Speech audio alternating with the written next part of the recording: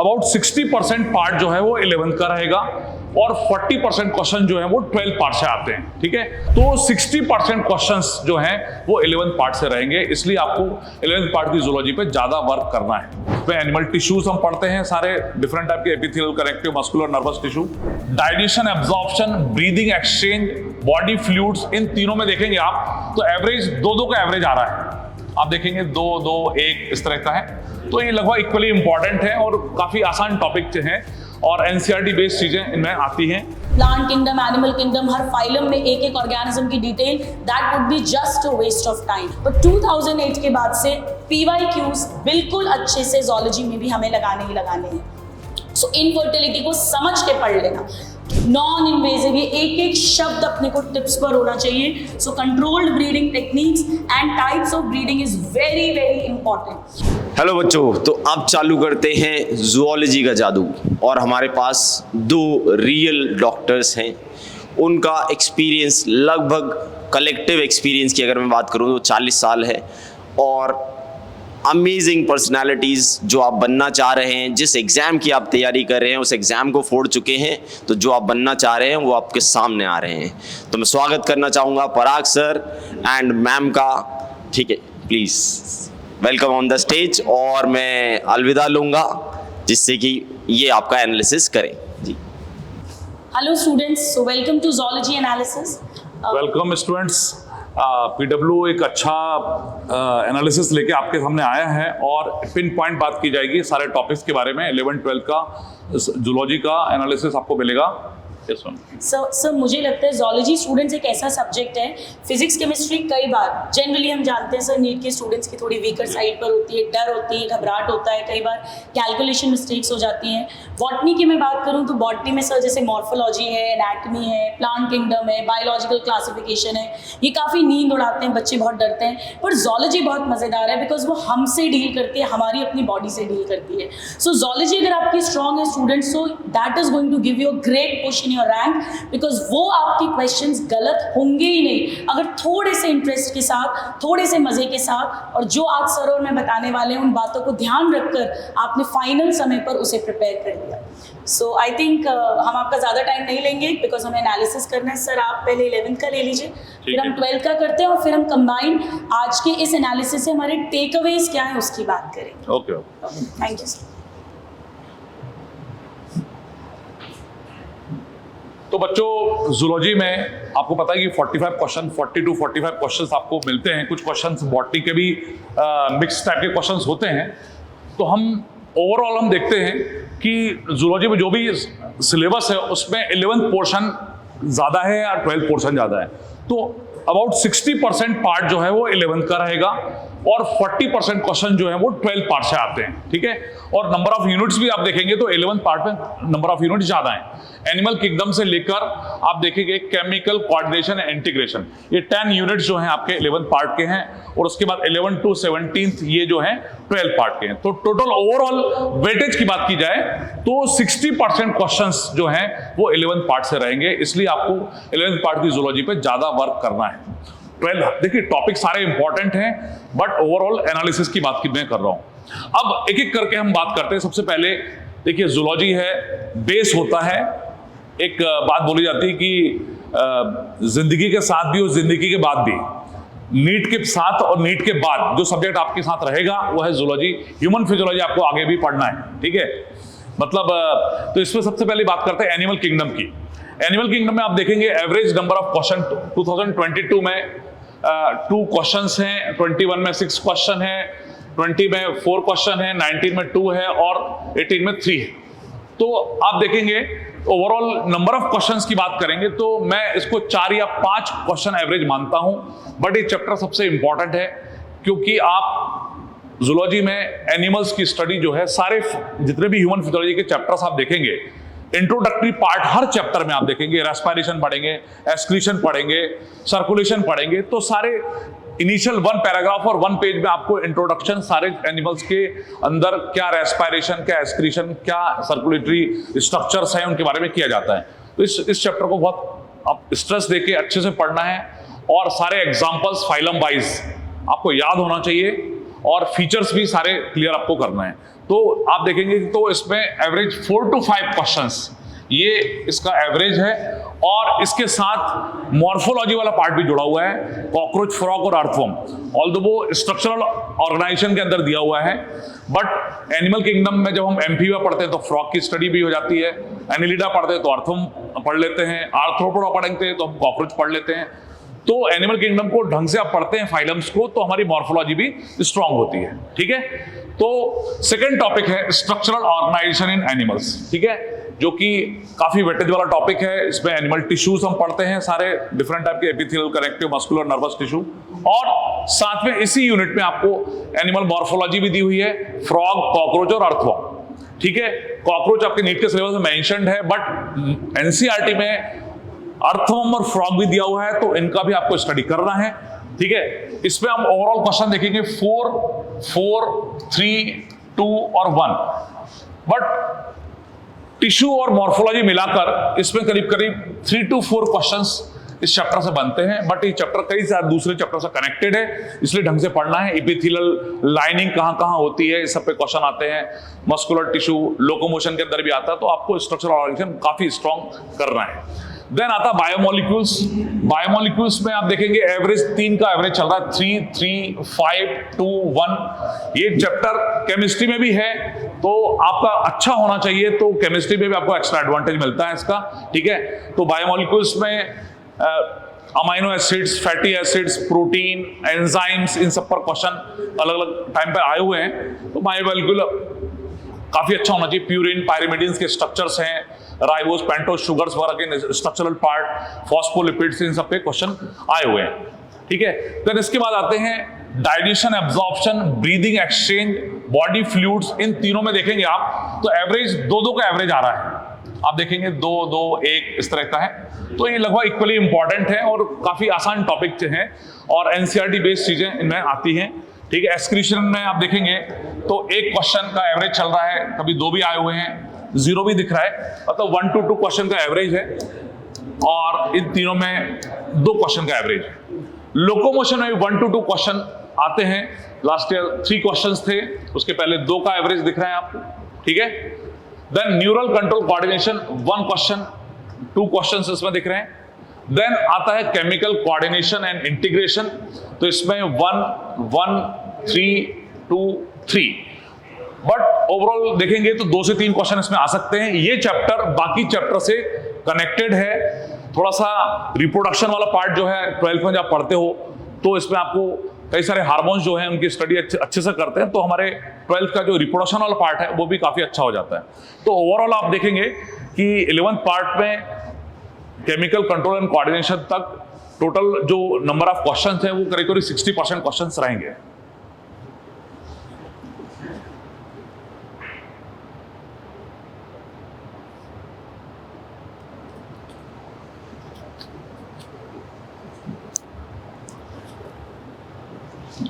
तो मैम आप 12th का एक्सप्लेन करिए। बिल्कुल बिल्कुल। सो आई होप सर ने आपको बहुत सारी इंपॉर्टेंट बातें बता दी है। मैं भी अभी यहाँ बैठ के सर का एनालिसिस सुन रही थी और सर ने परफेक्टली सब कुछ समराइज किया है।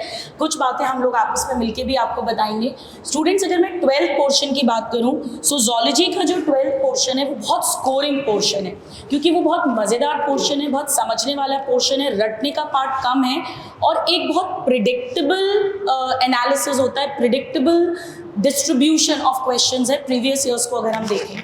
जैसा आप देख सकते हैं सबसे बड़ा वेटेज जो है वो ऑफ कोर्स बायोटेक्नोलॉजी का है। सो मैं नंबर 1 कहूँगी। सबसे पहले अब जब आप अपनी प्रिपरेशन करें या आप रिविजन करें तो बायोटेक को सबसे पहले लें। बायोटेक स्कोरिंग में इसीलिए बोल रही हूँ बिकॉज इसमें रटने का पार्ट बहुत कम है, इसमें समझने का पार्ट है। केवल एनसीईआरटी रट के काम नहीं चलेगा। स्पेशली अगर हम प्रिंसिपल्स एंड प्रोसेसेस में बात करें तो जैसे जो सिलेक्टेबल मार्कर पे क्वेश्चंस बनते हैं वो बहुत एनालिटिकल क्वेश्चंस बनते हैं। एप्लीकेशंस की बात करूँ तो बीटी कॉटन है, आरएनए इंटरफेरेंस है, पेस्ट रेजिस्टेंट टोबैको है। कुछ थोड़ा सा लर्न करने का है, जैसे ट्रांसजेनिक एनिमल्स जो हैं उसको अच्छे से करिएगा। And most important applications chapter के अंदर जो सेकंड पार्ट है जिसमें बायो पायरेसी, बायो एथिक्स इनकी बात करते हैं, वो बड़े बोरिंग पैराग्राफ्स दिए हुए हैं एनसीईआरटी में, बट वहाँ लाइन बाय लाइन एनसीईआरटी से क्वेश्चन आता है। जेल इलेक्ट्रोफोरोसिस है, पीसीआर है, ये बहुत बहुत बहुत इंपॉर्टेंट टॉपिक्स हैं। आप देख सकते हैं इसके एनालिसिस में कि एवरेज अगर हम एक बात करें तो मिनिमम 5 से 6 क्वेश्चन और मैक्सिमम 10 क्वेश्चंस तक आए हुए हैं। यानी अगर मैं एक एवरेज भी निकालूं तो 6 to 8 क्वेश्चंस, हालांकि 10 क्वेश्चंस तक आए हुए हैं।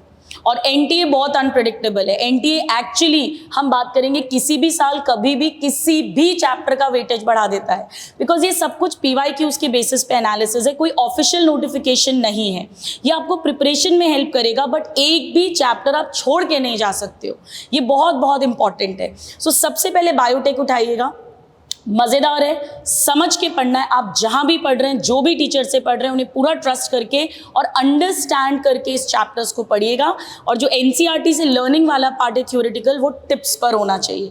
This is very very important. ये तक पूछ लेते हैं बासमती चावल की वेराइटीज़ कितनी है, टोटल राइस की वेराइटीज़ कितनी है, इस डेटा तक पे क्वेश्चन आता है। So, इसे तो हम बिल्कुल भी नहीं छोड़ सकते हैं।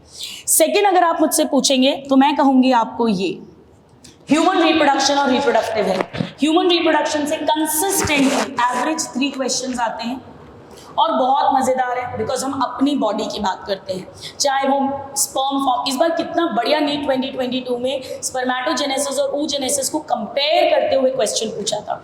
बहुत बढ़िया क्वेश्चन बनाया था एनटीए ने। उन्होंने ये नॉलेज चेक करी, ये नहीं कि आपको आता है स्पर्मेटोजेनेसिस और oogenesis, ये तक चेक करा कि क्या आपको उसका डिफरेंस से रिलेटेड अच्छे से क्लैरिटी ऑफ माइंड है। सो यहाँ बहुत ज़रूरी है कि आप समझते हुए और फिर से पढ़ें। सो स्पर्मेटोजेनेसिस पढ़ लीजिएगा, oogenesis very very important, menstrual cycle crystal clear होनी चाहिए। क्लीवेज पे स्टूडेंट्स बहुत अच्छे क्वेश्चंस बनते हैं, हालांकि इस साल नहीं आया है, पर पहले क्लीवेज के कंसेप्ट पे क्वेश्चन आया है कि क्लीवेज के साथ में हम जानते हैं सेल, डॉटर सेल का साइज छोटा होता जाता है, बट ओवरऑल वॉल्यूम सेम रहते हैं। उस कंसेप्ट को अच्छे से पढ़ लेना। एक बार क्वेश्चन आया था, आई थिंक नीट 2020 में क्वेश्चन आया था, 2018 में क्वेश्चन आया था, जहाँ पे पूछा था कि amnion is made up of, और इसका तो एनसीईआरटी में नामो निशान नहीं है। तो आपके टीचर्स, आपकी फैकल्टीज आपको 5 से 10% जो एनसीईआरटी के बाहर लेकर जाएंगी, उसे इस चैप्टर में ट्रस्ट कर पढ़िएगा। सिर्फ एनसीईआरटी इसकी नहीं रटनी है, टॉपिक्स को समझ कर याद करना है। ऑफ कोर्स एनसीईआरटी तो टिप्स पर होनी चाहिए, that goes without saying for the complete biology. Reproductive health, ये एक ऐसा पार्ट है जो मैं एवरी डे अपनी लाइफ में प्रैक्टिस करती हूँ। मैं एक प्रैक्टिसिंग गायनेकोलॉजिस्ट हूँ और एक इनफर्टिलिटी यानी आईवीएफ स्पेशलिस्ट हूँ। स्टूडेंट्स, रिप्रोडक्टिव हेल्थ से 2 क्वेश्चन तो पक्के हैं, एक क्वेश्चन कॉन्ट्रासेप्शन से और एक क्वेश्चन इनफर्टिलिटी से। इनफर्टिलिटी को बहुत अच्छे से पढ़िएगा, this is very very important. Infertility पे बहुत ट्रिकी क्वेश्चन बनते हैं। कहने को तो केवल एक एआई पढ़ना है, गिफ्ट पढ़ना है, जिफ्ट पढ़ना है, आईयूटी पढ़ना है, आईयूआई पढ़ना है और आईवीएफ, ये चंद टर्म्स पढ़ने हैं, पर इन पे बहुत बेहतरीन क्वेश्चंस बनते हैं। जैसे आप सब जानते हो, वो एक क्वेश्चन बना था कि अगर वेरी लो स्पर्म काउंट है तो आंसर क्या होगा, कौन सी टेक्नोलॉजी यूज करेंगे। एआई भी ऑप्शन था और इक्सी भी था। एक्चुअली बहुत लोग उन्हें पे इक्सी करते हैं, बट एनसीईआरटी में लो स्पर्म काउंट के लिए एआई लिखा और एनटीए ने एआई माना था। तो पीवाईक्यूज, और पीवाईक्यूज हमें केवल 2008 से लेके 2022 तक के करने हैं। इस बात को ध्यान रखिए सभी सब्जेक्ट्स में। 2008 में एक मेजर सिलेबस चेंज हुआ था।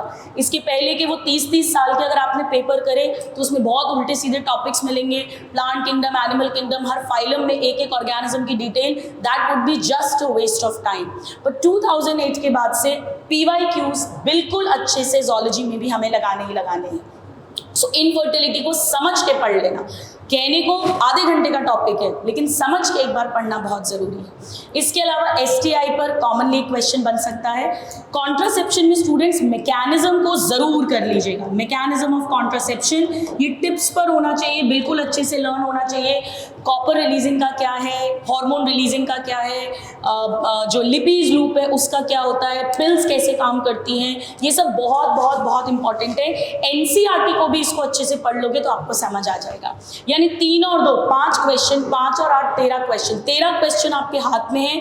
बहुत मज़ेदार चैप्टर्स, थोड़ा सा लेकिन समझ के पढ़ना है। सो मेरी तरफ से इसको दीजिए आप सेकेंड प्रेफरेंस। पहले बायोटेक कंप्लीट करो, अगर बायोटेक वीक है देन गो फॉर दिस। अगर ये वीक है, ये थोड़ा सा कमजोर है और ये पहले पढ़ा हुआ है, तो आप सीरियल ऑर्डर रिवर्स कर सकते हो, पर दोनों काफी इक्वली इंपॉर्टेंट है।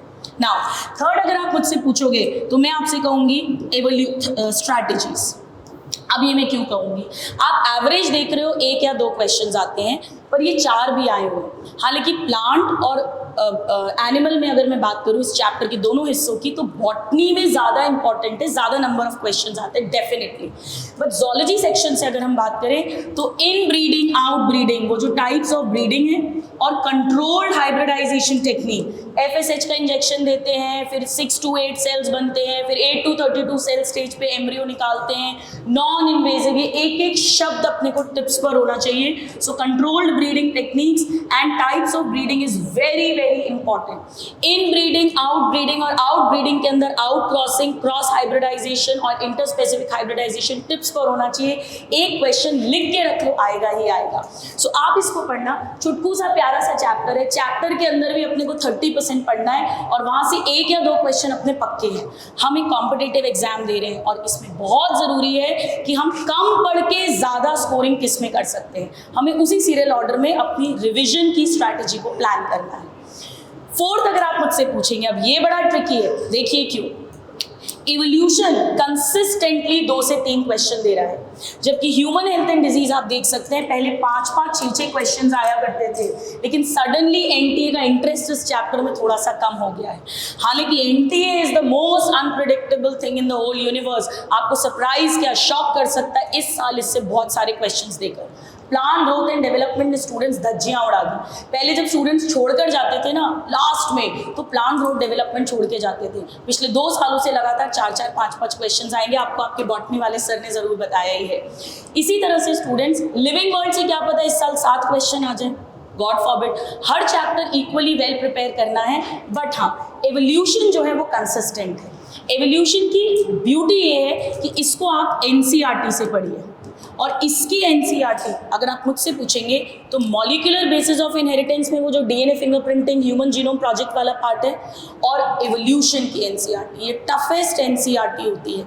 इसकी लाइंस कुछ कुछ तो पल्ले ही नहीं पड़ती है, समझ ही नहीं आता है। जब डार्विनिज्म पढ़ते हैं ये क्यों लिखा है, क्या लिखा है, इस शब्द का इंग्लिश क्या है, इंग्लिश का हिंदी क्या है, वो ही समझ नहीं आता। तो इसको समझना है, एक कहानी की तरह पढ़ो, हमारे विकास की कहानी है, कैसे हम इवॉल्व हुए, कैसे यूनिवर्स बना, कैसे पृथ्वी बनी, कैसे पृथ्वी पे लाइफ आई, और कैसे उसके बाद लाइफ बायोलॉजिकल एवोल्यूशन हुआ। इसको समझते हुए पढ़िए। अगर आप मुझसे कहेंगे कि मैम मैं एवोल्यूशन में केवल 2 टॉपिक पढ़ के जाऊंगा, आप मुझे कोई 2 बता दो, तो मैं आपसे कहूंगी एक पढ़ लेना, एविडेंसेस फॉर एवोल्यूशन। यहाँ से एक क्वेश्चन बनता ही बनता है 100%। Homologous organ, analogous organ, biochemical, biogeographical, embryological evidence, एक क्वेश्चन बनता ही है। 2021 में आप जानते हैं क्वेश्चन आया था कि एम्ब्रियोलॉजिकल एविडेंस जो अर्नस्ट हेकल का है उसे किसने डिसअप्रूव किया था। आप बिलीव नहीं करेंगे, बहुत सारे स्टूडेंट्स का मैसेज आया था कि ये तो आउट ऑफ एनसीईआरटी है, जबकि Karl von Baer direct NCERT में लिखे हुए हैं उनका नाम। तो स्टूडेंट्स एनसीईआरटीज की बहुत अच्छे से थरो करना, समझते हुए कहानी की तरह जहाँ भी आपने पढ़ा है उसको पढ़िएगा, बट इसे बहुत अच्छे से करिए। ह्यूमन एवोल्यूशन से एक क्वेश्चन कॉमनली आता है, स्टूडेंट्स एवोल्यूशन चैप्टर से बड़ा डरते हैं, स्पेशली वो जो ब्रीफ अकाउंट ऑफ एवोल्यूशन लिख कर आता है। मेरी सलाह आपको ये है कि एक अलग से रजिस्टर बनाओ, या कोई भी रफ रजिस्टर ले लो, और उसमें वो जो ब्रीफ अकाउंट है, 350 मिलियन ईयर्स अगो ये हुआ, 320 मिलियन ईयर्स अगो ये हुआ, 200 मिलियन ईयर्स अगो ये हुआ, 65 million years ago dinosaur disappeared, chronological order में। एनसीईआरटी में क्रोनोलॉजिकल ऑर्डर ही है, एक तरफ ईयर लिखते जाओ और एक तरफ उसकी डिटेल्स लिखते जाइए। ये एंड में रिविजन में आपको बहुत हेल्प करेगा। ह्यूमन एवोल्यूशन में भी सीरियल ऑर्डर में फ्लो चार्ट बना लो, ड्रायोपेथिकस, ड्रामापेथिकस, एनसीईआरटी की लाइन उसी में लिख लो, फिर रामापेथिकस से आगे Australopithecus, Homo habilis, Homo erectus and the list goes on. एक फ्लो चार्ट बनाकर इस चैप्टर को पढ़िए। फ्लो चार्ट के फॉर्म में आप पढ़ोगे, आपको बहुत मजे आएंगे। एनसीईआरटी को खुद ही कन्वर्ट कर लो फ्लो चार्ट में। सो ये होना चाहिए फर्स्ट, सेकंड, थर्ड, और ये हो गया फोर्थ। अब हम आते हैं fifth. Human health and disease. Human health and disease को हल्के में मत लेना कि पिछली बार 2 क्वेश्चन आए। ह्यूमन हेल्थ एंड डिजीज एक बहुत बड़ा चैप्टर है और बहुत अच्छा खासा वेटेज किसी भी साल इससे आ सकता है। सो इसीलिए इस चैप्टर को लाइटली नहीं लेना है, बट हाँ आप ये पहले सीक्वेंस में कवर करिए, उसके बाद आप इस पर आ सकते हैं। ह्यूमन हेल्थ एंड डिजीज़ की अगर मैं बात करूं तो अब आप इसमें सबसे पहले इम्यूनिटी पढ़ना। इम्यूनिटी में एक्टिव पैसिव इम्यूनिटी बहुत इंपॉर्टेंट है और उसके अंदर नेचुरल और आर्टिफिशियल इम्यूनिटी का पार्ट एक्स्ट्रा इंपॉर्टेंट है। इसके अलावा स्टूडेंट्स पिछले कुछ सालों से ऑटो इम्यूनिटी, एलर्जी, ये छोटे छोटे टॉपिक्स पे बहुत क्वेश्चन आते हैं। ऑटो इम्यूनिटी तो मान के चलो आप कॉमनली क्वेश्चन बनता है, और वो जो drug and alcohol tobacco abuse है उसको अच्छे से पढ़ लीजिएगा, वो बहुत इंपॉर्टेंट है। एनसीईआरटी पढ़ लो, इसमें चलेगा, कोई प्रॉब्लम नहीं है। इस चैप्टर में अब आप सिर्फ एनसीईआरटी बिल्कुल पढ़ सकते हैं। This is very very important chapter. इसके अलावा स्टूडेंट्स डिजीजेस अब आप अगर आपने पूरे साल पढ़ी हैं और तो अलग बात है, वरना आप सिर्फ एनसीईआरटी में दी हुई डिजीजेस कवर करिए। सबसे पहले एड्स पढ़िएगा, वेरी वेरी इंपॉर्टेंट। उसके बाद ऑफ कोर्स निमोनिया हो गया, typhoid, bacterial disease, ringworm, fungal disease, malaria, ये सब तो पढ़ना ही है। एस्कैरियासिस और अमीबियासिस, इन दोनों को मेरे कहने पर एक लाइन खींच के, एस्कैरियासिस, अमीबियासिस और मोड ऑफ ट्रांसमिशन सेम है दोनों का, स्मॉल इंटेस्टीन, लार्ज इंटेस्टीन, कहाँ पैथोजन रहता है, और सिम्टम्स दोनों अलग अलग एक साथ लिख लेना एक लाइन खींचकर। ये बहुत हेल्प करेगा क्योंकि इसके सिम्टम्स बहुत कंफ्यूज करते हैं। सो डिजीजेस सिर्फ एनसीईआरटी की पढ़नी है। ये चैप्टर आप एनसीईआरटी से कवर कर सकते हैं। Auto immunity, allergy, AIDS, cancer, ये सब पढ़ना है। Drug abuse, word by word NCERT पढ़ो। उससे ज़्यादा अब इस चैप्टर में इस समय पर आप बिल्कुल भी आगे पीछे मत जाइए एनसीईआरटी के, अगर अभी तक आपने नहीं पढ़ा है। सो स्टूडेंट्स, ये 12th का एनालिसिस है। एक एवरेज बात करें 6 से 8, 3 क्वेश्चन, 2 क्वेश्चन। एवोल्यूशन से भी अगर हम बोलें तो 2 क्वेश्चंस आप एवरेज मान लीजिए, 2 क्वेश्चंस। ह्यूमन हेल्थ से मुझे लगता है इस बार 3 से 4 क्वेश्चंस आने चाहिए, अपन 3 मान लेते हैं। और स्ट्रैटेजी से 1 से 2 क्वेश्चंस।